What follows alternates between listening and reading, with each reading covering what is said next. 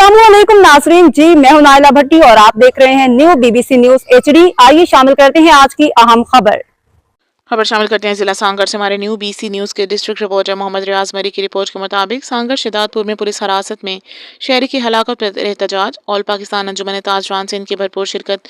शिदातपुर police थाने में मुबैना तशद्दुद के दौरान जहाँ बहक होने वाले मास्टर जाम अजीज़ के लवाहिकीन और शहरियों ने नेशनल हाईवे हाला पर मैयत रखकर शदीद एहतजाजी धरना दिया। मुजाहिरीन ने वाक़े में मुलविस पुलिस एहलकारों की फौरी गिरफ्तारी और शफाफ इंक्वायरी का मुतालबा किया। एहतजाजी धरने में ऑल पाकिस्तान अंजुमन ताजरान सिंध के रहनुमाओं ने भरपूर शिरकत की। ताजिर वफद की क़यादत सूबाई व सदर जावेद कुरैशी ने की, जबकि वफद में सैयद राठौर, रफ़ीक बशीर, हबीबुर्रहमान अमृतसरी, शौकत मलक, अब्बास मलक, अब्दुल जब्बार भुट्टो, जावेद बेग, वकास खिलजी और गुलाम अब्बास सांत समेत दीगर ताजिर रहनुमा भी शामिल थे।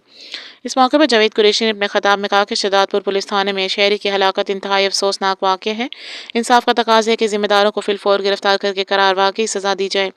उन्होंने वज़ीर सिंध मुराद अली शाह और IG सिंध गुलाम नबी मेमन से मुतालबा किया कि वाक़े का फौरी नोटिस लिया जाए, मुलविस पुलिस एहलकारों के खिलाफ कार्रवाई की जाए और मुतासरा ख़ानदान को शफाफ इंक्वायरी के ज़रिए इंसाफ फराहम किया जाए।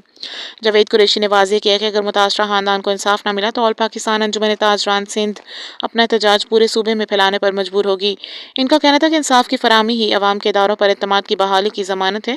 दूसरी जानिब वर्सा और शहरियों ने ऐलान किया कि जब तक मुलविस एहलकार गिरफ्तार नहीं होते धरना जारी रहेगा।